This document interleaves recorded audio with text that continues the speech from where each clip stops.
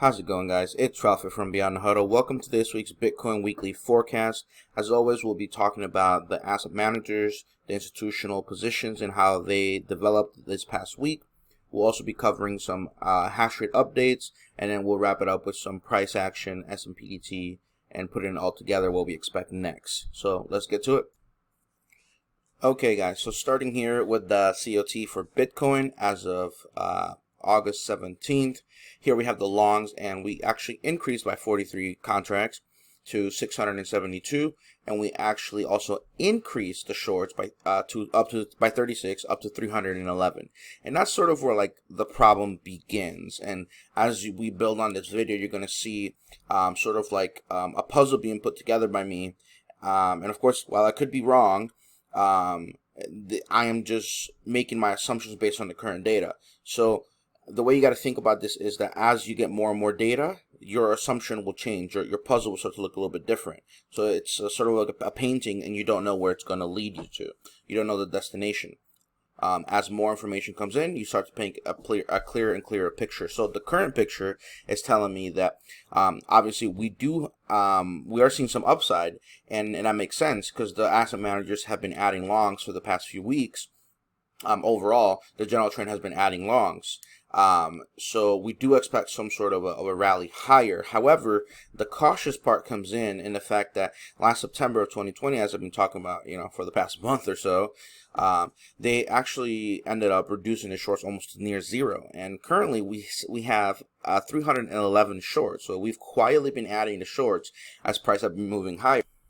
Now that's dangerous, and of course, if you've studied anything about what I've been showing here for the past over a little bit over a month here a little over 2 months for the COT, you know that the high was formed on increasing longs and increasing shorts. At some point in time, you're going to break some important structure, some important level in the shorts. The shorts are going to get spooked by something that happens out in the real world because they have other things to put their money in.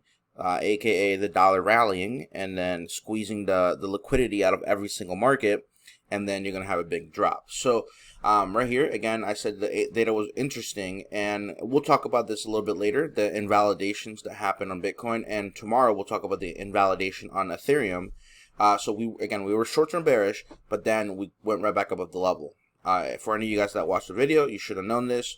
That was the important level. So then I ended up because I had a question from someone, and you can't see it because their account is protected, but they essentially wanted to know kind of like how I thought it worked. Now, I did poorly word this, so it was 2 ways large positions are lessened if you want to be bullish, right? So the number one way is one way is prices drop while profit taking on shorts positions they reach near zero. And number 2 is prices will rally and then the shorts are lessened to near zero. Now we did see number 2 happen as the low was being made back in 29K. So somewhere around here between 29K to around this level right here. And I'll show you guys that in a little bit on the price chart, and when we look at the COT and how that's looking, because these are just the numbers. Now I said here the reason I'm choosing number 1 is that we're hitting the all-time high premium as I keep talking about between 54K to 47.3, which actually I think it's 47.6. That's fine. We're hitting that range, and the shorts are still increasing. So that tells me they have an appetite for the price to either go lower, or they have an appetite to keep the price from exponentially rallying. And that's something I've noticed, that whenever they're adding shorts and whenever these shorts are high, that's just when the price doesn't go up 400, 300, 200, 60% in 1 month. It doesn't happen because, like I said, if they're managing billions, if they have hundreds of millions, they're not going to let the market rally when they have a large amount of open interest in their contracts. So, actually, I have a picture right here. So if you guys remember, and we'll see in the price chart later, swing high, swing low, sell, swing high, swing low, sell. It hit the weekly open, and that's what was the key. We thought it was going to keep expanding lower, which is why I drew out swing high, swing low. Okay, sold off there, just missed our short-term level. So the idea was, as long as we stayed below the red, we were going to be bearish. If we went back above it, you have to switch short-term bullish. Now remember, you're already long-term bullish, so switching short-term bullish just tells you that you're going to go deeper into this premium. That's exactly what happened. I was expecting it to find some resistance, swing high, swing low, maybe keep going lower. Nope, crushed right through it. Then we went above the weekly open, and by then you should either have been back on Bitcoin, or you should have stayed on the sidelines if you're okay with, because you're a little uncomfortable about this premium range, or you could have looked for some alts to trade. That's actually what we did, and I'll explain some of that tomorrow. But yeah, that is what I have to look at to say about that. So then let's go take a look at the actual positions, just to see how they're looking. So you can see right here, the percentage of longs are starting to decline a little bit, but they're holding pretty strong, so that's good. That means your net percentage overall is long. You have the net position here. Again, you're above the zero line, you're above the average. Everything's looking fine, everything's great. So everything that's happening between the longs added and the shorts added have equated to about a net, like a no position up or down. As you can see by the line here, it stayed still. Now, when we take a look at the longs, you can see the longs are still increasing, but red alert, I mean, if we do some quick TA right here, we're actually reaching the premium of this zone right here. Now, I don't quite like to do TA on this type of stuff. You know, it's just kind of like voodoo that it actually works. But you can see right here, let's make the zone actually a little bit bigger if we use this one. And we're actually reaching this right here. So there's some suggestion that says that when you reach these levels, you can see right here, when you reach these levels on the COT here, prices do tend to decline. So actually we could draw it a better way here. Let's get another rectangle, and you can draw it like this. So we can make this red, and the next one would have been this one right here. So you can see right here, we're above the first one, so we're going to go ahead and get rid of it. And there's a tendency that when prices gets to these levels, you always reject. You see right here, you rejected right there, boom, right? And then this one tried to come back and then rejected, and so on. So it'll always try to go above. You see right here, it tried to go above this one, rejects.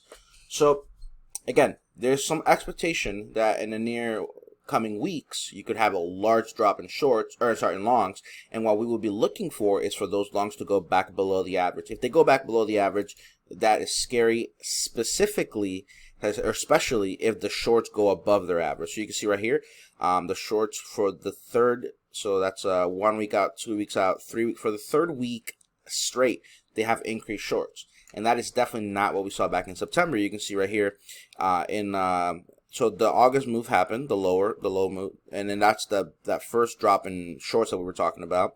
And then 1 week out, boom, they had already reached their high. And then after that, they actually started to go lower and lower and lower as price went higher, higher, and higher. And then they did break, as I've been mentioning, this premium.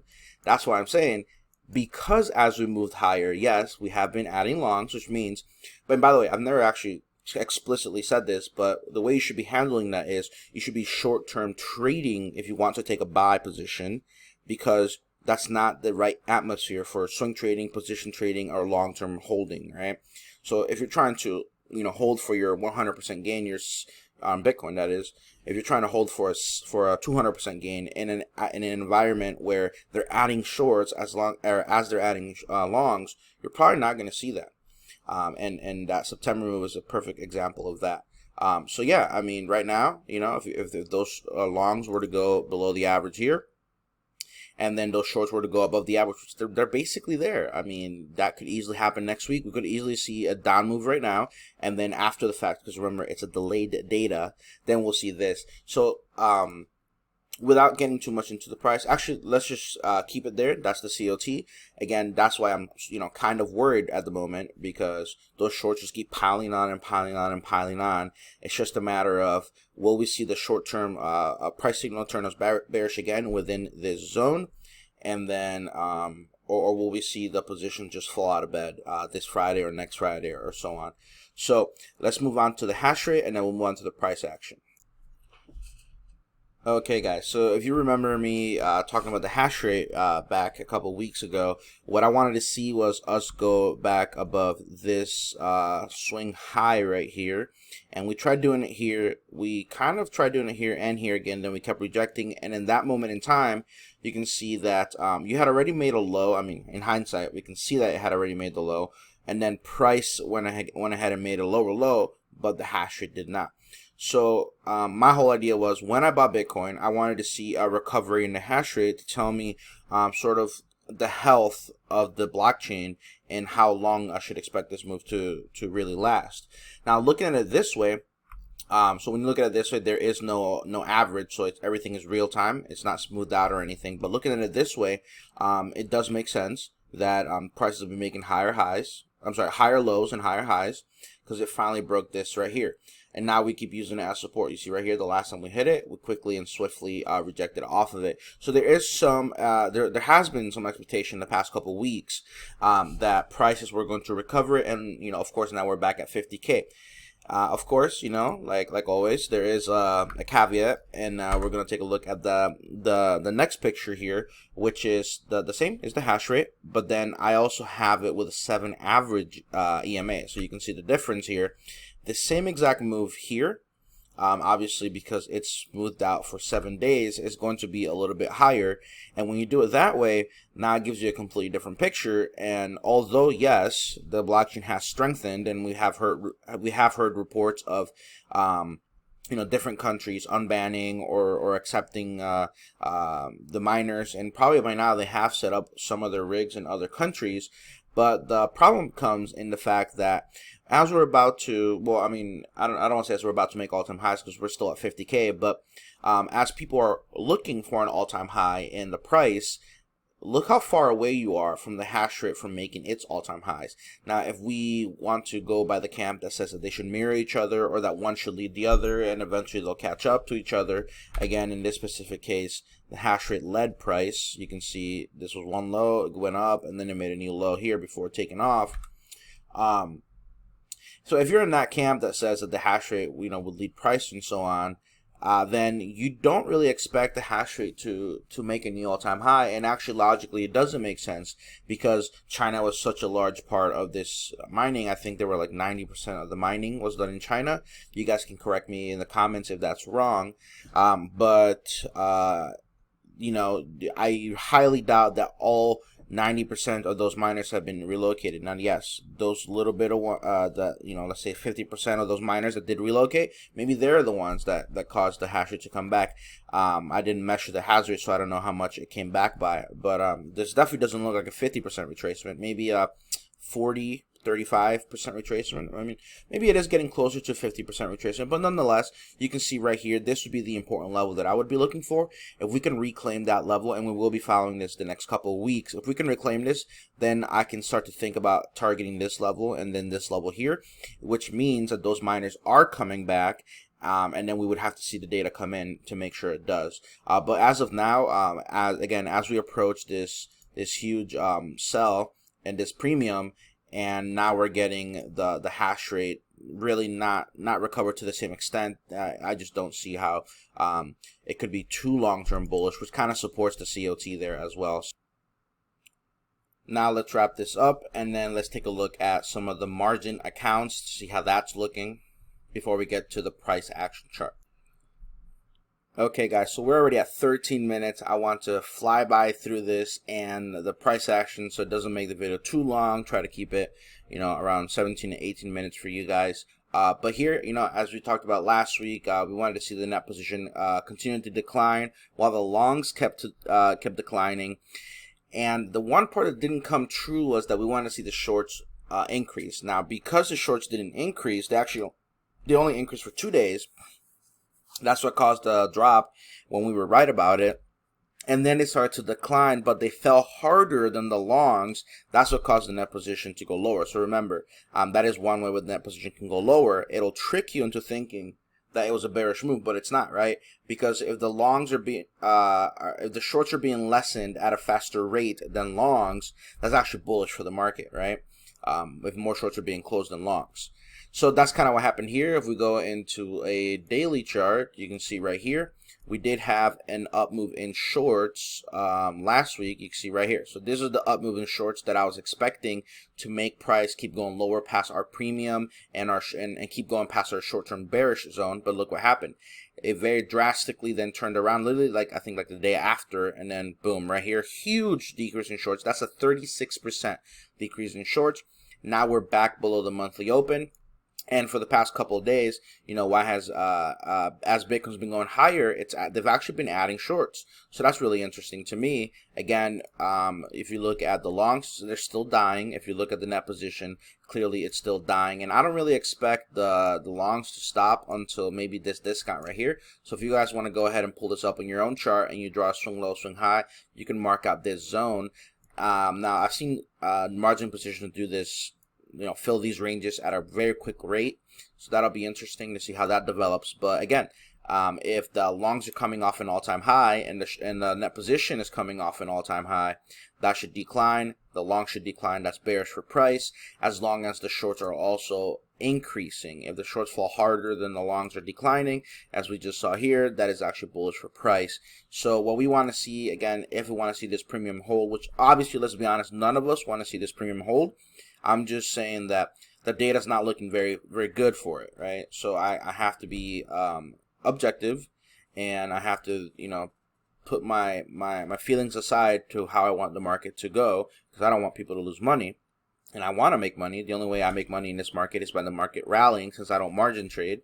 So if that's what you want to see, you'd want to see price move low, or these short positions move lower. But like I said before, we're actually at the discount of this range, and we're almost near the all-time low. So you can see right here, as long as they don't go below this entire price swing right here. And I thought, like I said on last week's video, on the altcoin video, because I forgot to put this in the Bitcoin video, I thought we were going to go above the yearly open. It was looking good because we were above the monthly, but now look what happened. So maybe this week, if this week increases in shorts, we're in trouble. You'd have to cover your longs, and price would definitely tank. So that's what I'm thinking about here, guys. Again, very, very interesting area. So that's the discount right there. And if you mark this out, you can add these two together to make it a demand zone. And look at this. So we finally hit that demand zone right there. And now is when it gets interesting, because if prices start to reverse here, we go back above the monthly, go back above the yearly, go back above the quarterly, this thing will explode. And as long as the longs keep being reduced, and as long as the net position keeps dropping, we will see a decline in price, and a quite large one. And it could happen very, very quickly to then continue back bullish. So yeah, let's get to the price action part, and then let's wrap up this video. Okay, guys, so now that you have seen how I'm thinking about the COT, how I'm thinking about the hash rate, how I'm thinking about the margin positions, you can start to paint that full picture that I was talking about earlier. And of course, as we move on day by day, we'll get more information to develop that. So I'm going to walk you guys real quickly through the level that I had last. As you can see this right here, I'm going to erase this one because you kind of can't see the previous week's one. Remember, on a week-to-week basis, these might change. So you can see right here, as we showed in a picture earlier, I was expecting this to be used as resistance, and it did not do so. It actually slammed right through it, and then it went straight up. So it actually acted exactly as we would have expected if the reinvalidation level happened. Now let's go ahead and let's bring back the orange one, because that's going to be our new level, and we can go ahead and get rid of the previous week's one. So there it is. So the way I'm going to handle this now is I am short-term bullish, which matches our long-term bullish.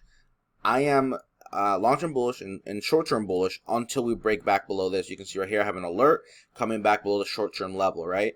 So as long as we stay above this zone this week, right, only for this week, I will then continue to expect prices to either range around this zone right here, or try to test the high side of this right here at 54K.